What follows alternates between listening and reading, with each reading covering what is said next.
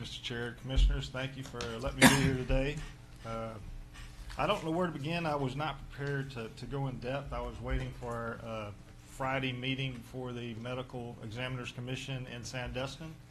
I have complained, whined, cried, whatever you want to call it, for a number of years regarding our medical examiner services. I've brought that to the board's attention on a number of occasions. The medical examiner's not conducted an autopsy in Okaloosa County since 2014.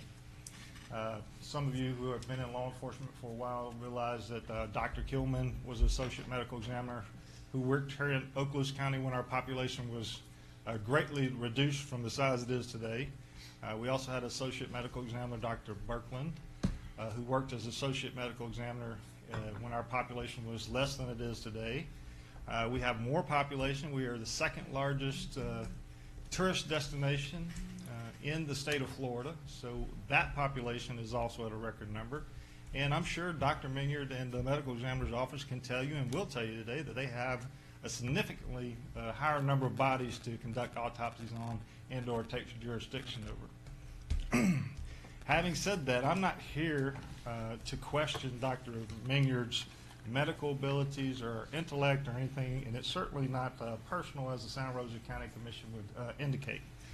I would suggest to you, though, if you send a defense attorney to explain your budget and your expenses, that might be a clue that something is amiss.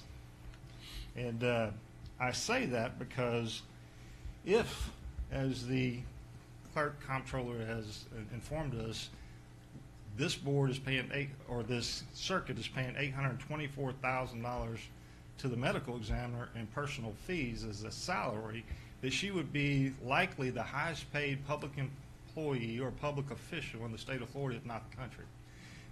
And I say that because even in her own notes that it requires 2.2 medical examiners to handle the volume that our 4 counties produce in bodies, that it would require 2.2, and if there's only one, and we're paying $824,000, that I would suggest to you that she is not capable of handling that number efficiently.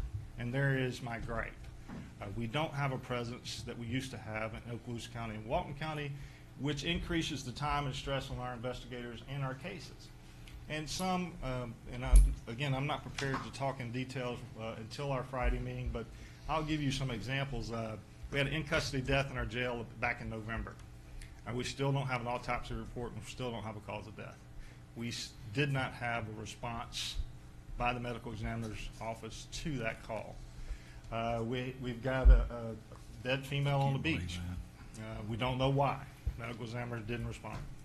We have these kind of issues, the non-response to suicide, suspected suicide, or overdoses may not be important to the medical examiner. They're certainly important to us because Okaloosa County is tied with Palm Beach County as the second highest heroin overdoses in the state of Florida. And so if we're going to hold our drug dealers accountable for poisoning our citizenry, I would like to know what it is they're dying from. Is it heroin? Is it fentanyl? Is it methamphetamine? Who do I go after? Who do I hold accountable? And we can't do that waiting 6 months for an autopsy report or not having anybody respond at all.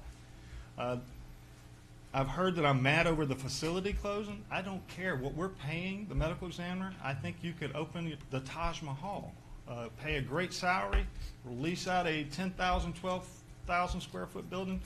And I don't know why the medical examiner with 12 employees needs 10 to 12,000 square feet. I don't know how much he pays for a Sacred Heart office in Pensacola.